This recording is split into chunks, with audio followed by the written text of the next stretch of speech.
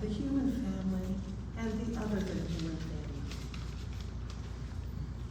May our devotion this Advent lead us ever closer to peace in our hearts, in our relationships, in our lives, our communities, and even, yes, our world. Amen. Amen. In this season of long, dark, quiet nights, Advent begins. An explosion. Flashes of monumental power disrupt our glazed holiday reverie. We heard about that this morning. So as we go on automatic pilot from Halloween to Thanksgiving to Christmas, with all the traditions and events and tasks to cycle through, the lectionary scriptures of the first Sunday of Advent give us a cataclysmic jolt. As we're lulled into maybe even numbness by shopping and music and baking and wrapping, the church sounds a siren, blasts a wake-up call, mountains shake and quake, fire erupts, the sun and moon go dark, stars fall, wake up! Christmas is about a drastic new reality, breaking into our everyday lives with power and cataclysmically changing things. We have been given peace through Jesus, who's the embodiment of complete and total love. And our faith story tells us of this love sneaking into the world through a baby born to migrating parents in a time of occupation. There's a barn, there's a threat. The circumstances are perilous, and yet the baby arrives because that's how you get peace. Through vulnerability and dependence and risk and love. You don't get peace with guns, not with tanks, bombs, hostages, eradication of culture, manipulation of religion, distortion of the past, economic strangulation, denial of identity. That all does not get you peace.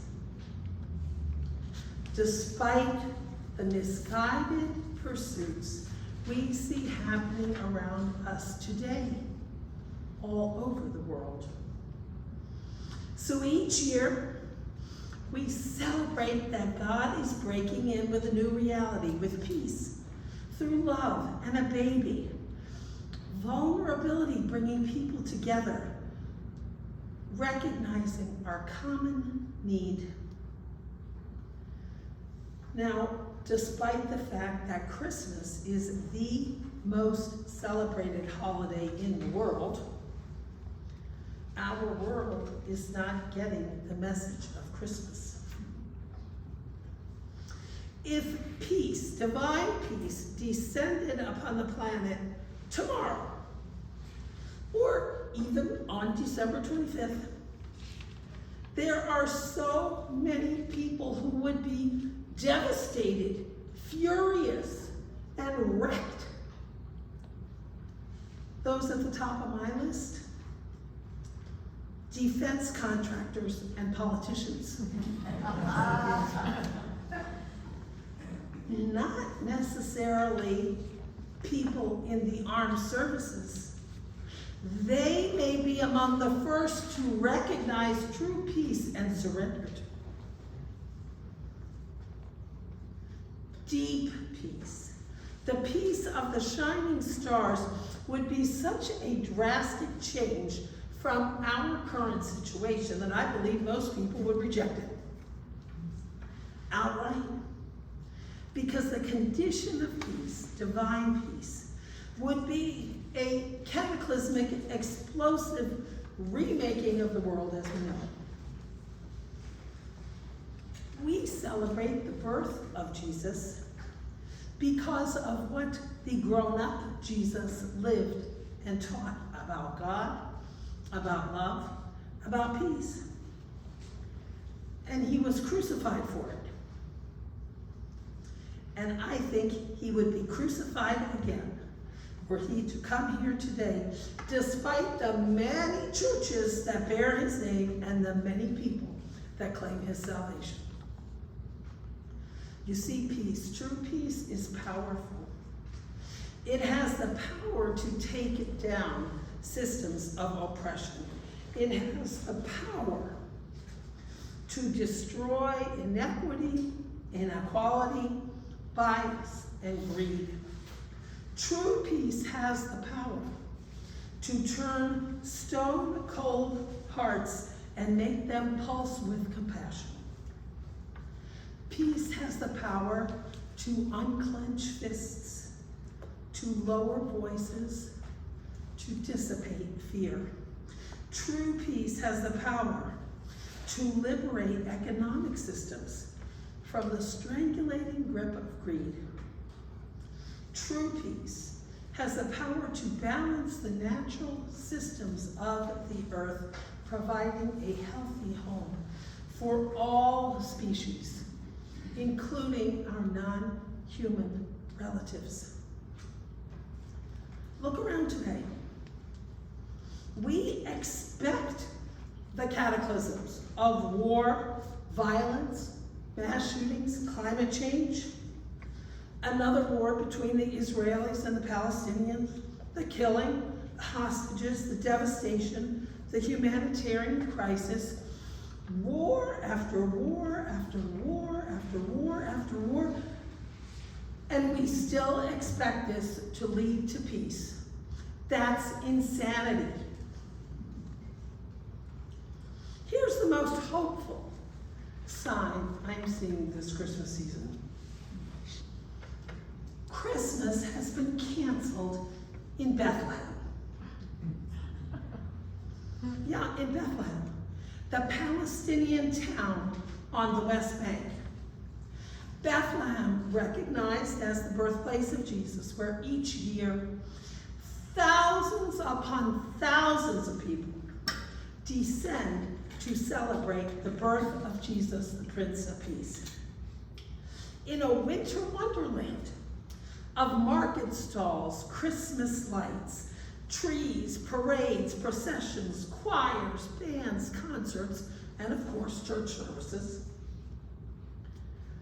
Having lived in Bethlehem, Pennsylvania, and knowing the Christmas obsession there, I can only imagine what Christmas celebrations entail in the original Bethlehem.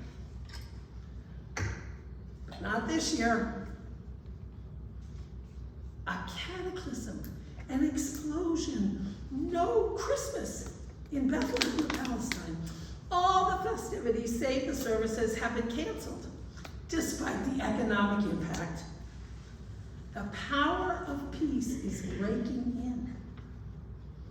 Christian leaders from Bethlehem visited Washington, D.C. recently. You probably read about this. They brought a letter to the president. In the letter they stated, "This land has been crying for peace and justice for 75 years. It is time justice is served. It is time everybody can live with dignity in this land. The Palestinian and Israeli children deserve to live, hope, and dream." They continue their letter to the U.S. president saying, "God has placed political leaders in a position of power so they can bring justice, support those who suffer, and be instruments of God's peace. We want a constant and comprehensive ceasefire. Enough death, enough destruction.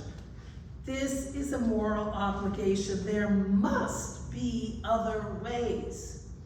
This is our call and our prayer this Christmas. The Christian leaders of Bethlehem are surrendering to the power of peace.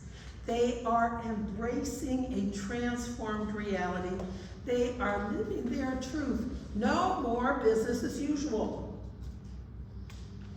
Munther Isaac, the pastor of Bethlehem's Evangelical Lutheran Christmas Church, explains that he and his colleagues intended to set up a small nativity scene with rocks and debris piled atop it. He says, this is what Christmas now means to us, that we see Jesus being born among those who have lost everything, who are under the rubble.